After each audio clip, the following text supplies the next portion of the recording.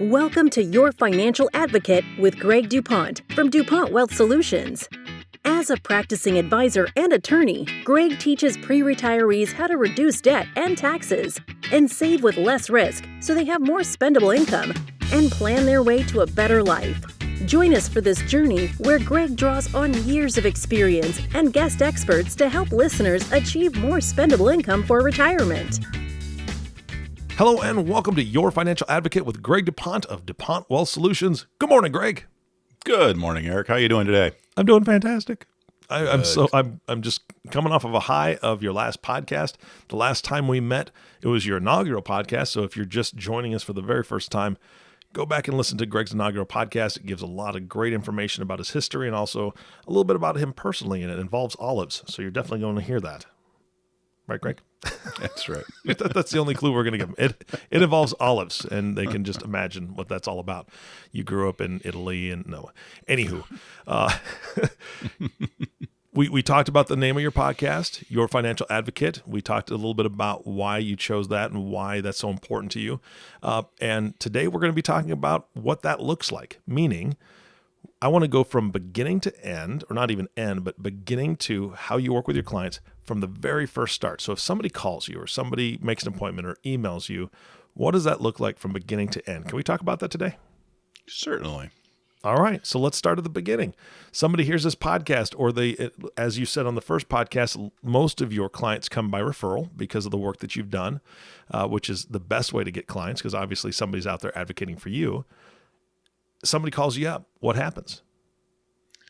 Well, the first step is they should be answered by a very friendly member of my team that will inquire a little bit about what's their concern, what type of the various services that we do offer, what is the thing that's driving them for that call.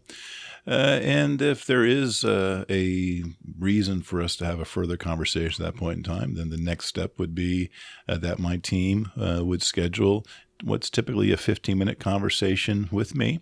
To find out a little bit more directly from them what the concerns are, what the fears are, what the problem is that they're looking to solve. All right. So I'm going to ask you right off the bat, is there any cost or obligation with that call? Because I think that's a lot of people's concerns is, man, I don't want to call and engage somebody because A, I don't want to waste their time, or B, they're going to expect something from me.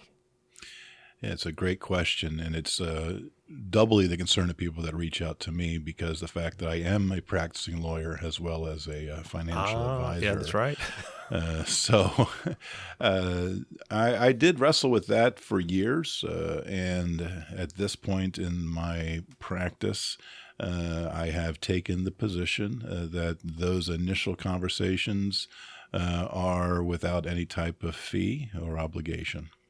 Nice.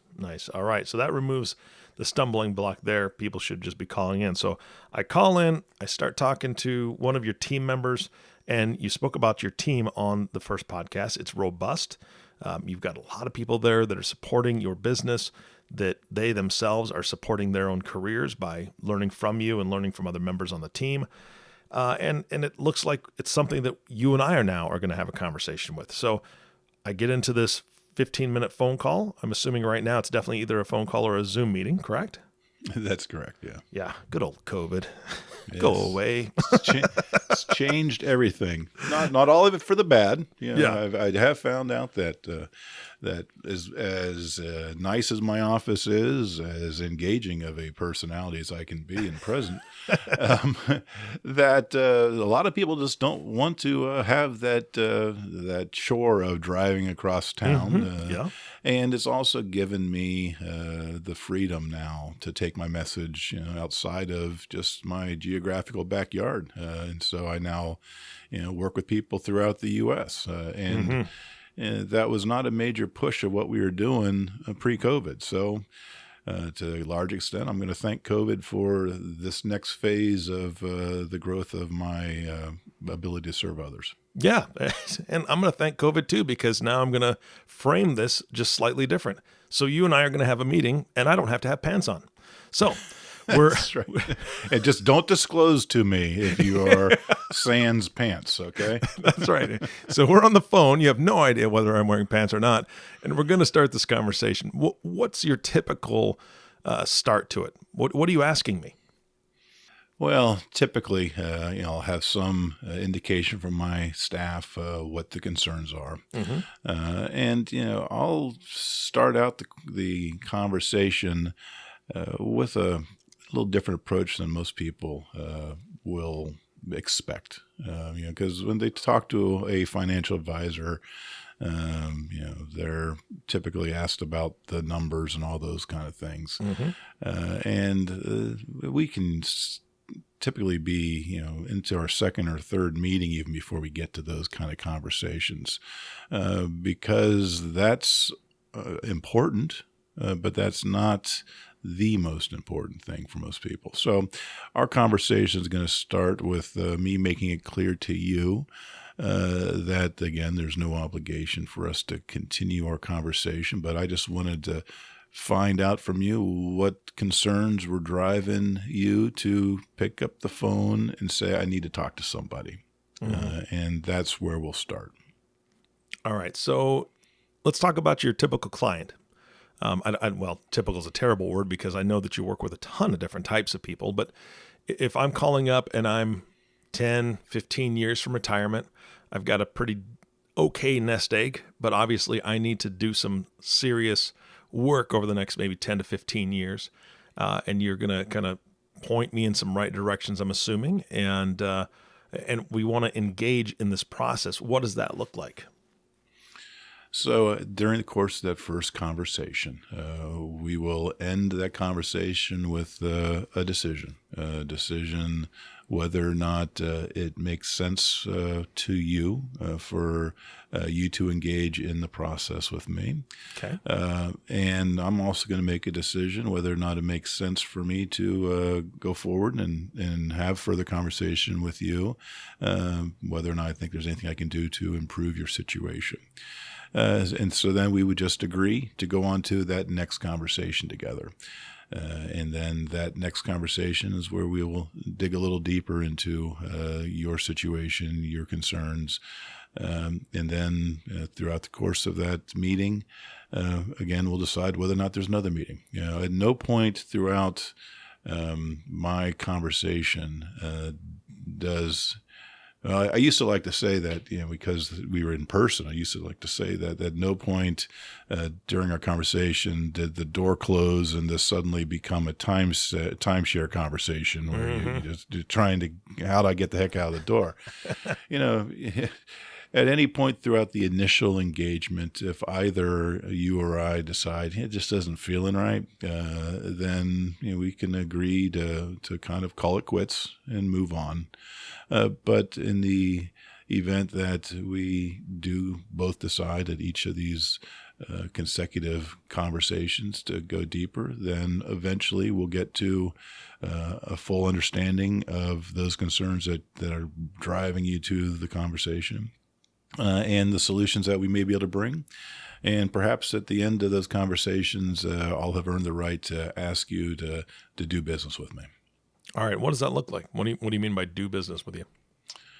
Well, as we mentioned during the last podcast, when I created DuPont Wealth Solutions, my vision was to be able to provide the full menu of tools that are available to improve one's financial situation, to provide those from a foundation that was free of any institutional or product bias. And so ultimately what that means to do business with me is we've gone through this process together. We have identified, defined, and resolved your problem that you have right now, and have identified, what may be problems down the road. And we have found solutions for those.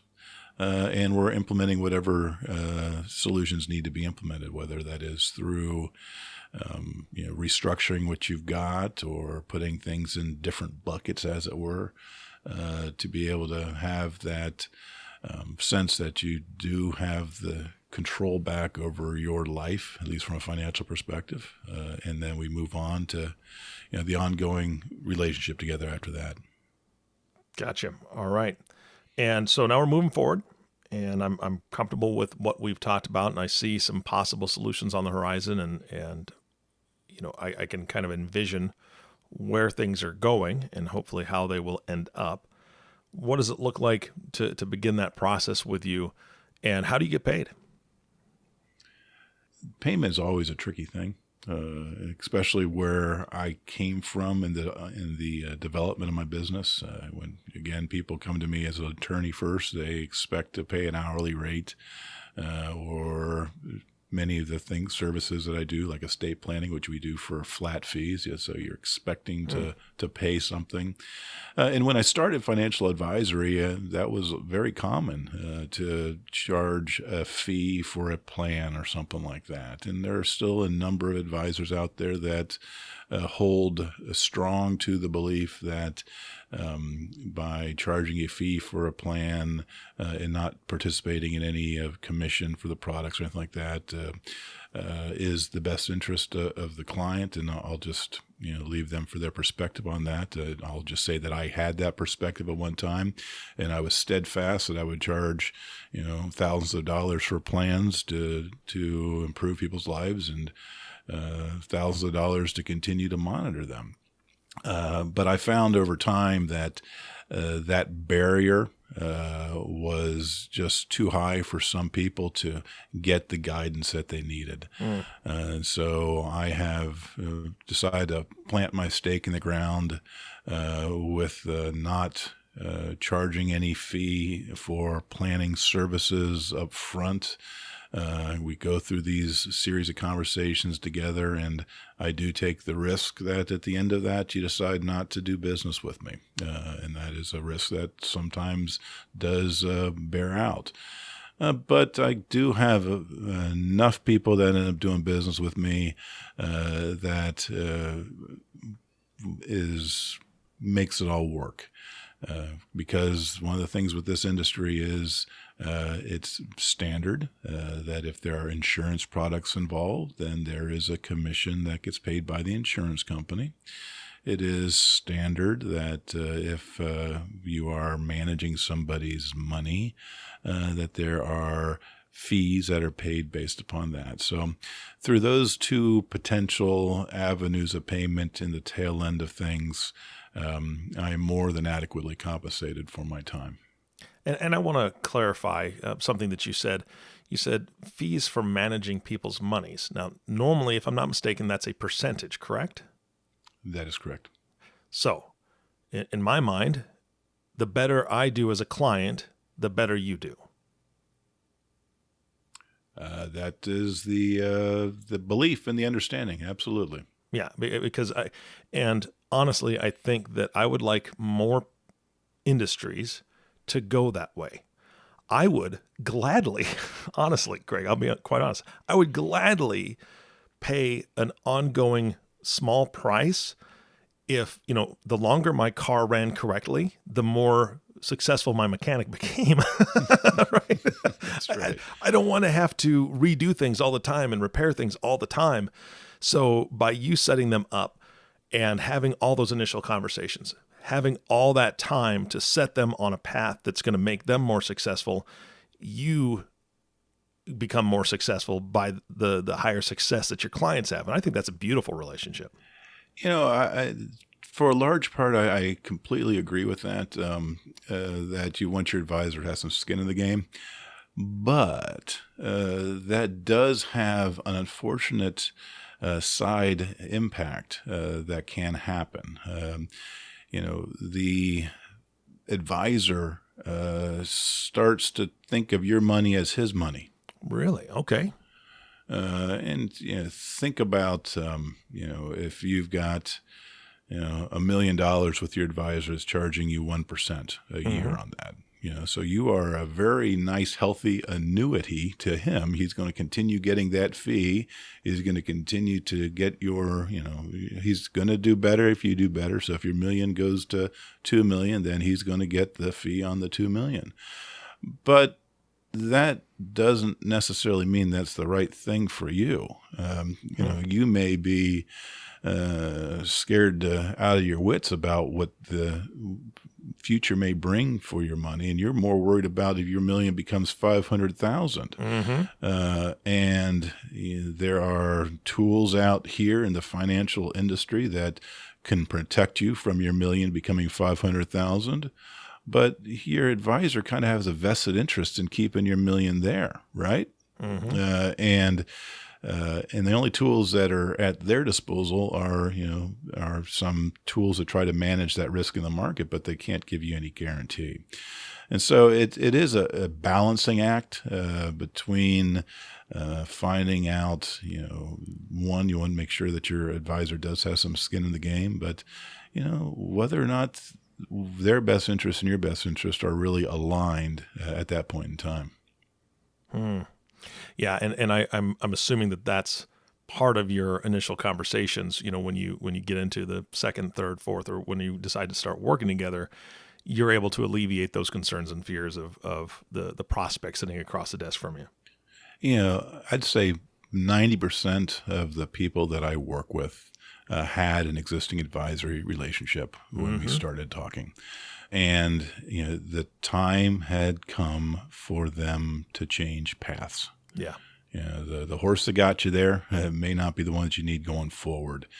A second set of eyes that doesn't have some vested interest in the status quo may be necessary to give you the peace and security that you're looking for. I like to use analogies, Greg. That's how my brain works. And I'm going right back to the mechanic analogy. When I was young and broke, it was me and a couple buddies fixing my car, right? And one of my buddies knew a little bit about carburetors. One of my buddies knew a little bit about the electrical system, and I knew quite a bit of the rest. But it was still us trying to just kind of plot our way through it. And self-disclosure here, when I was young in my financial life, I found a financial advisor that one of my friends had recommended. I'll just call him Ed. He's down the street. I think everybody knows an Ed down the street. And that was kind of like one of my buddies who had very limited knowledge of all the mechanics of my financial future or the different tools and resources that they could use. And there was a time when I had to graduate to an advisor that had more tools in their tool belt that could really tune up and understand my financial situation and what my goals, hopes, and dreams were compared to just the standard, financial engine block they normally look at. Does that make sense? Yeah, and I would add to that list because it's not the goals, hopes, and dreams that really drive people. It's the fear of losing those goals, hopes, and dreams. And the whole industry tends to, play up the good side to kind of cover up the very real downside of the modern approach to saving. Yeah, and through our conversations, I just want to mention to the audience one thing that Greg and I have talked about off air before is the fact that the media does everyone, including financial services and you, a huge disservice because the media is truly selling advertising space. So they're using shock and awe, clickbait, all that garbage that we're so tired of to get viewers, to get people eyes on screen so they can sell advertising space. And Greg, I know that's one of the reasons you wanted to create this podcast was to kind of cut through all the garbage and just bring good, solid information, education to the listening audience. So I just want to point that out to them because they're not privy to all the conversations we have off air, but I just wanted to give them a glimpse into that. All right, now we can get back on track. So now I'm a client. I'm excited. I've got some of my fears are relieved, and I know there's always a possibility of a black swan event like a COVID or a 2008, 2009, but I know that you have my best interest in mind. You're a CFP, which we talked about on the first podcast, which is an incredibly robust and difficult designation to get. And now we're working together. What does that look like? How often are we sitting down having a martini talking about things? How often are we reviewing what I've got and what you want to do? The short answer is that it depends upon what your concerns are and what you want that to look like. I mean, I have clients that their preference is to sit down only when needed, as defined in the matter of months and or years. And I have clients that need it every other month. So it really does depend upon your situation, where your status is, because you're going through those transitions. The starting point is, if you're a client of ours, you are going to receive regular communications from us. So I'm kind of old school. You'll every month you'll receive a print newsletter from our office that kind of advises you of things that are going on, and things that are going on in my head at that time, because I do find that to be one of the blessings of having editorial license. It gives me a bit of a bully pulpit that way. There you go. And from there, you will receive regular conversation calls from our office just to check in, to make sure that there are no changes in your life, because I have learned over the years that life does happen and it can get in the way of many a good plan. So we might have to adjust things at that point in time. So we are very proactive about that type of our communication with our clients. And, we will have an annual scheduled meeting, if not more, as I mentioned, to touch base and make sure that everything is going the way that you want to be seeing your future evolve. And many of the plans that we do put in place are, tax management and mitigation type of plans. So we will, be making, decisions each year on what type of, alterations we need to make in that plan, what adjustments and those type of things going forward. So in a nutshell, you're going to kind of become a member of the family. We're going to, hopefully you'll feel like you're being treated that way, and we are going to guide you down that path. All right. You said something there that really sparked a question in me. And I know that as an advisor and a financial professional, that you really like communication with your clients. Now, you said that I would receive periodic phone calls, kind of see what's going on in my life. But what kind of events do you want your clients reaching out and calling you about? So in other words, let's say my daughter's going to get married, and I want to be able to gift her with $50,000 for her wedding, which, by the way, if my daughter's listening to that, this is not going to happen. Okay, I'm just not going to happen. Elope, darling. I love you, but elope. Anyway, just kidding. Her mother would kill me if I said that. Okay, back on track. But maybe there's an inheritance possibility coming up, or whatever. What kind of events do you want them calling you to let you know, so maybe it'll affect the planning? Well, obviously, those major life changes, like you talked about, are times when you should just touch base with us if we have not been able to communicate. Things like do have that wedding that we need to deal with. I got a client the other day that reached out to me because his child wanted to have him sign on a mortgage and wanted to know the ramifications on that. And the broader answer is, when you feel you need to have somebody to talk to about anything, really, I do take pride in the fact that we are there for you, and we have varied and broad experience to draw upon to guide you. And it's not just on matters of finance. If you've got a change in your employment, well, if you need a sounding board on, how do we go forward on that? Well, we're here for you.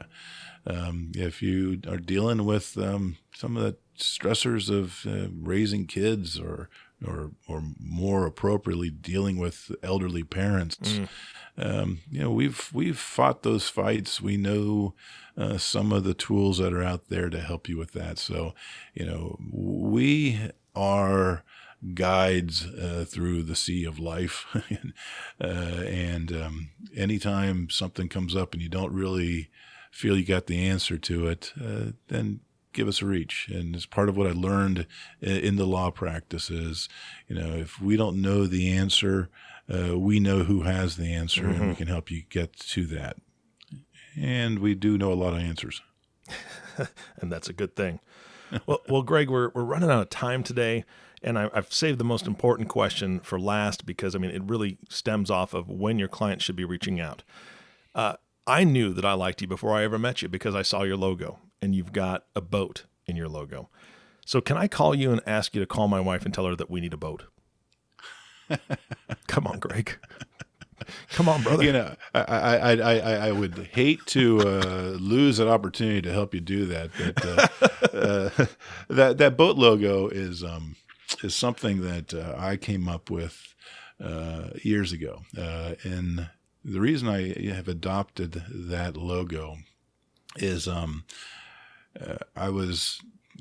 take a lot of cruises, and the whole harbor pilot coming in and off the boat thing fascinates me.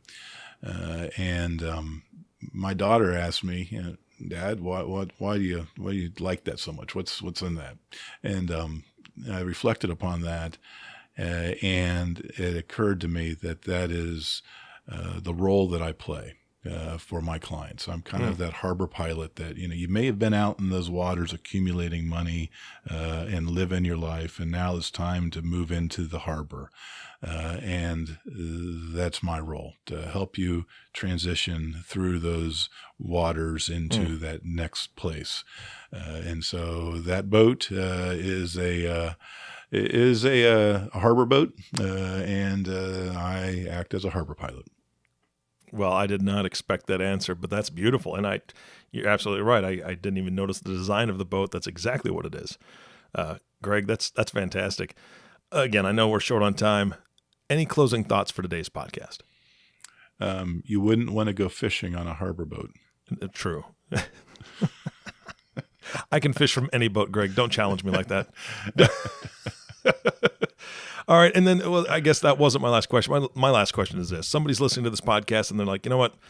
I do have an advisor, but it may be time to graduate to an advisor that has more tools in their tool belt. Or I haven't engaged an advisor yet because I'm just not sure if I'm the type of client that they're going to want. How do they reach out to you to get that answer? Well, Eric, we do have quite a robust presence on LinkedIn, Facebook, and those places. Our website is www.dupontwealth.com, and there's a function there that you can click to say hi to us and get the conversation started. You can reach out to me directly, greg@dupontwealth.com, and you can pick up the phone. Dial 614-408-0004, and that'll get you to the office, and then we will get a conversation started. Fantastic. And for those that are listening to this, whether it's on a computer or iPhone or any phone for that matter, whatever service you're using to listen to this podcast, there should be some show notes there. And if you click on those show notes, there will be a link to the website in those show notes so that you can just click that and go right to the website and check that out as well. We try to make it as easy as possible. And I hope that you do reach out and speak to Greg and his team. They're fantastic people. You've only met Greg so far, but I know in future podcasts, he's going to bring on a couple team members, introduce them around, and so you can get to know the entire family. Again, Greg, thank you so much for your time today, brother. Thank you, Eric. Look forward to our next conversation. Absolutely. And the last thank you, of course, goes to you, the listening audience. Thank you for tuning in and listening to Your Financial Advocate with Greg DuPont. If you have not subscribed to the podcast yet, please click the subscribe now button below. This way, when Greg comes out with a new podcast, it'll show up directly on your listening device. This makes it much easier to share these podcasts with your friends and family. Again, thank you so much for listening today. For everyone at DuPont Wealth Solutions, this is Eric Johnson reminding you to live your best day every day. And we'll see you next time. Thank you for listening to Your Financial Advocate. Click the subscribe button below to be notified when new episodes become available. The information covered and posted represents the views and opinions of the guest and does not necessarily represent the views or opinions of DuPont Wealth Solutions. The content has been made available for informational and educational purposes only. The content is not intended to be a substitute for professional investing advice. Always seek the advice of your financial advisor or other qualified financial service provider with any questions you may have regarding your investment planning.